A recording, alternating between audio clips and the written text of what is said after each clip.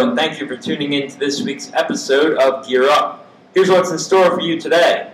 The sports legend passes away. It's Championship Sunday. 2 of the top 4 college basketball teams were upset yesterday. Another MLB pitcher gets caught for using a false identity. And I give you my top 5 worst trades of all time. I'm Michael Peters, and you're watching Gear Up. Some very sad news across the sports world. Former Penn State coach Joe Paterno passed away today at the age of 85. Paterno won more games than anyone in major college football. Paterno's son Scott said that his father was being treated for lung cancer on November 18th, and Joe Pa broke his pelvis a few weeks after the diagnosis, but did not need surgery. He will go down as one of the greatest, if not the greatest coach in college football history. Our thoughts and prayers go out to Paterno's family and friends. Now we'll move on to the NFL. Today is Championship Sunday, which means there are only 4 NFL teams left, and the winners of both games today will be competing in the 46th Super Bowl on February 5th in Indianapolis. The AFC Championship game starts at 3 o'clock, and the Baltimore Ravens will travel to Gillette Stadium to face the New England Patriots. As I said last week, I think this will be a blowout, and the Patriots will reach their 5th Super Bowl in 11 years. The NFC Championship game will start at 6:30, and the New York Giants will travel to Candlestick Park to face the San Francisco 49ers. As I also said last week, I think the NFC Championship will be a very close game and will come down to the last minutes, but the Giants will prevail and move on to a 2008 Super Bowl rematch against the Patriots.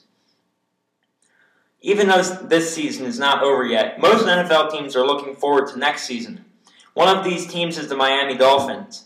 They have hired a new coach, former Green Bay Packers offensive coordinator Joe Philbin. Philbin recently lost his 21-year-old son Michael, who drowned in the Fox River. Another one of these teams is the Indianapolis Colts, who have interviewed former Ohio State coach Jim Tressel for a second time, according to reports. Tressel resigned from Ohio State in May after a huge NCAA scandal. Colts owner Jim Irsay wrote on his Twitter account that he expects to decide on a new coach next week. Along with the Dolphins and Colts, the Rams are making moves to their coaching staff for the next season. According to sources, the Rams will hire Brian Schottenheimer as their offensive coordinator. Schottenheimer was the Jets' offensive coordinator since 2006, before leaving New York following the season. The Rams also hired Jeff Fisher as their head coach last week, and defensive coordinator Greg Williams. Now we'll move on to the NBA. Some of the NBA's best players are injured, and they have been or will be out for numerous games. NBA Finals MVP Dirk Nowitzki will sit out the next 4 games to rest his sore knee, starting with last night's game. Mavericks coach Rick Carlisle announced that Nowitzki would prefer to keep playing, but the coaching and training staff decided against it. The forward is expected to return January 29th against San Antonio. Dwayne Wade missed his 3rd consecutive game last night with a sprained right ankle. Wade is questionable for today's game against the Bucks, but was able to return to practice on Friday. However, the Heat are 6-0 without Wade. Bulls point guard Derrick Rose missed his 4th straight game yesterday because of a toe injury. He aggravated a turf toe injury January 10th against the Timberwolves. C.J. Watson started in Rose's place. Clippers guard Chris Paul and forward Caron Butler practiced yesterday, but are listed as questionable for today's game against the Raptors. Paul missed his 4th consecutive game on Friday, dealing with a strained left hamstring. Butler missed his 1st game Friday with a hyperextended right knee. The Denver Nuggets defeated the slumping New York Knicks in 2 overtimes last night to improve to 12-5. Danilo Gallinari scored a career-high 37 points against his old team. The Knicks are in 2nd place in the Atlantic Division, despite losing their last 6 games, the last 4 of which were at Madison Square Garden. Now we'll move on to college basketball. Top-ranked Syracuse, who was previously undefeated, lost their 1st game last night at Notre Dame, 67-58. The Orange were without their center, Fab Melo, as the Irish upset a number 1 team for the 8th time, which is tied for 4th most all-time. Syracuse is now 20-1. The only undefeated team left is 10th-ranked Murray State at 20-0. Florida State ended 4th-ranked Duke's home win streak at 45 games yesterday, as they upset the Blue Devils 76-73 on a last-second shot. Michael Snare hit a three-pointer as time expired to give Duke their first home loss since being defeated by eventual national champion and rival North Carolina in February 2009. Now some MLB news. The Cleveland Indians pitcher known as Fausto Carmona apologized on Friday after being arrested for allegedly using a false identity to play baseball in the U.S. Police arrested him Thursday in his native Dominican Republic, but a judge released him on bail of about $13,000. His real name is Roberto Hernandez Heredia and is actually 31, though he claimed he was 28. The Rangers have signed Japanese pitcher Yu Darvish to a 6-year deal. The Japanese superstar was introduced to the media on Friday and will be wearing number 11, the same number he wore in Japan. The Red Sox traded shortstop Marco Scutaro to the Rockies for right-handed pitcher Clayton Mortensen.